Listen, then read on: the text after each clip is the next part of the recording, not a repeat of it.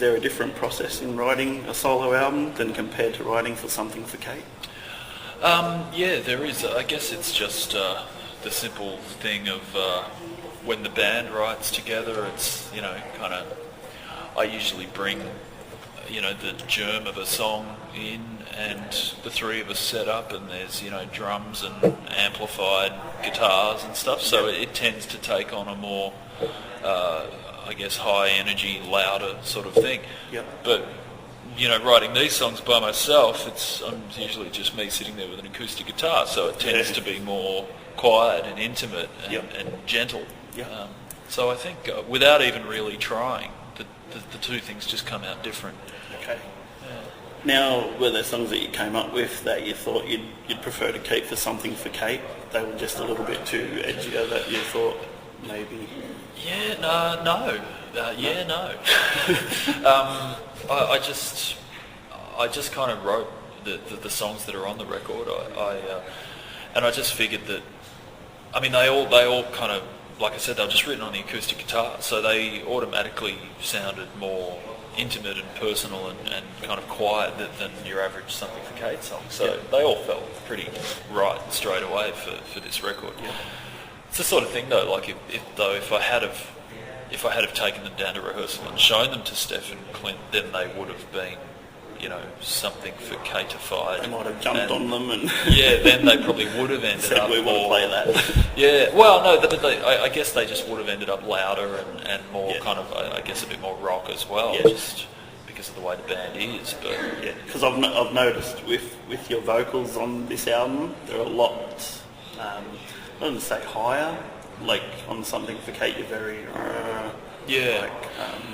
it's funny. Did you train your voice for that? No, again, it really is. It's just the way it comes out when you're playing along with an acoustic guitar. When you're playing along with drums and electric guitars, you have to compete a bit more. You have to belt it out a bit more to be heard above all that stuff. But these songs really allowed me to sing in a different way. Okay. Now, were you given a chance to work with instruments you wouldn't normally use?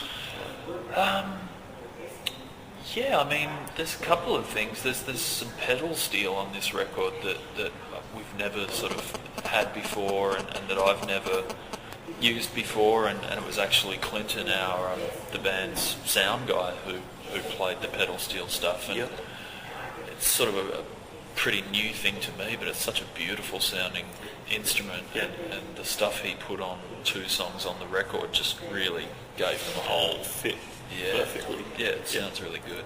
Now, you're known for throwing in the odd cover or two in your live shows. You recently did a cover of Betty Davis' Eyes. Why that song in particular? I kind of, I always try and pick something that, is, first and foremost, it just has to be a song that I like, and that's a song that I've known since I was a little kid, and same. Like one of those classic kind of one-hit wonders but it's a song that everybody knows and loves. I think I don't know anybody that doesn't like that song. It sticks in your head. Yeah, so that's kind of the first thing you want, and then the second thing is, it's always good as well if it's just something that people are going to be. That's going to be really unexpected for me to do. It's. I can sort of hear you doing a cover of "Runaway" from Del Shannon. Yeah, right. I got to bring that song to mind. So, you can sing it for me? I'll sing it for you. Oh yeah. I'm a walking in the rain, teardrops fall, and then I feel the pain. Wishing you were here by me to end this misery, and I wonder. Oh yeah, okay, yeah. No, there you go. That's all. That's the other bit you had to sing.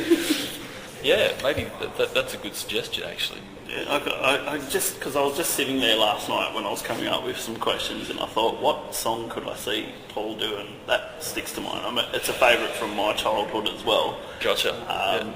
And for some strange reason, I can see you doing Weezer's Buddy Holly. So. Yeah, that's a great song as well. I guess I don't know. I try and pick things that are that people have probably forgotten. they're sort of old enough that maybe they've dropped off the radar a bit and people yeah. have forgotten them. But as soon as you play them at a show, you strum the first few chords and you get that kind of recognition, and people kind of go, oh wow, like I haven't thought of this song for ages, but it's a really good song. And then, you know, it's sort of done half the work for you. All you got to do then is play it and people are happy. And I was going to say, is there any song that you wouldn't touch at all? Yeah, there's Sacred always songs? Yeah, there's plenty. You know, there's plenty of songs that I just think, you know, if you can't do a version that's just either different or, you know, somehow adds something or is an interesting version, then it's not worth doing. And there's some songs that, to me anyway, are kind of a bit untouchable. Yeah. Well, I've noticed with every cover that you've done, you actually add your little bit to it. You make it yours, really. Like if you were to play it and someone heard it for the first time, they could probably say that it was your song. Yeah, it's funny too how many times it's happened that people, you know, don't know that it's a cover, and we always say it's a cover, but I don't know, you get some people who they either don't read the liner notes on the records or whatever. But there was one funny thing once. I saw someone sent me an email, that's what it was, and they'd been to see U2. And they've gone, I don't know how you could get this so wrong, but they've gone, it was amazing, U2 covered a Something for Kate song. And I'm like, rubbish, like what's going on here? And of course the person didn't realise that Rock the Casbah was not our song. And it's not a U2 song either. I know. Too funny. Yeah, pretty silly. What song would you choose to play a first time listener of your music, be it from your solo album or a Something for Kate track? Oh, that's a really good question. Sheesh, I don't know. I mean, they're all fairly different. I guess I'd probably play them something off my record just because it's a brand new record. It feels like the closest representation of where I'm at right now. So it feels the most relevant to me and the most fresh to me. So I'd probably play them something off that, but I don't know what. I'll pick it for you. Yeah, okay. Fast friends. Sure. Is there any artist that you'd like to see record a solo album? Ooh, that's a good question as well. Sorry. No, you're Dead air. Sorry, I'm trying to throw out the tough questions, you know, prepare you in case Current Affair or someone wants to interview you at some stage, because you've asked a 14-year-old girl inappropriate questions or something. Right. Look, I don't know. I think all the artists I really like either are solo artists or they're, you know, if they're people like Tom York or Jeff Tweedy or whatever, then they've done solo stuff as well. Yeah. I mean, Jeff Tweedy hasn't done his very own solo record, but he's done sort of stuff outside Wilco that's pretty... I mean, he's done that solo DVD and stuff, so... Yeah, I don't know. Is Sydney a tougher market to crack? No, I don't think so. I actually think maybe it's got more to do with hometowns, you know. It might... I reckon Sydney might be... And I emphasise might. I don't really know what I'm talking about, but I get the impression that bands are always better received outside their own hometowns. Yeah.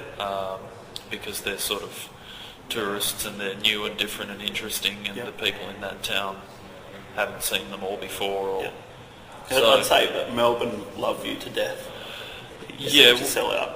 Yeah, I mean that's which is incredibly lucky, and I mean we do have a really great kind of hometown support, which is amazing. But I kind of know what you mean. I think that some Sydney bands are better received in Melbourne, and some Melbourne bands are better received in Sydney. And I don't know.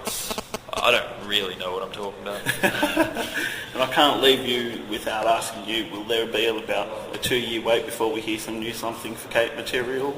Hopefully it won't be that long. Hopefully, I'd like to think it'll be, you know, later next year. Yep. Yeah, but we'll see how we go. We're going to sort of start writing stuff together in whatever downtime we've got soon. Yeah.